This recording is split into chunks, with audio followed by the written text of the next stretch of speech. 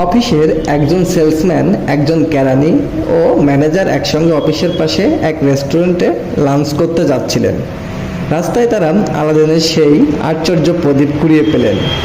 সেটা হাতে নিয়ে ঘষা দিতেই জিন বেরিয়ে এলো। জিন বলল, আমি প্রত্যেককে একটি করে বর দিতে চাই। তাড়াতাড়ি বলে ফেলুন, কে কি বর চান? সেলসম্যান বলল, কাজ করতে আর ভালো লাগছে না, আমি এক্ষুনি মালদ্বীপে বেড়াতে যেতে চাই।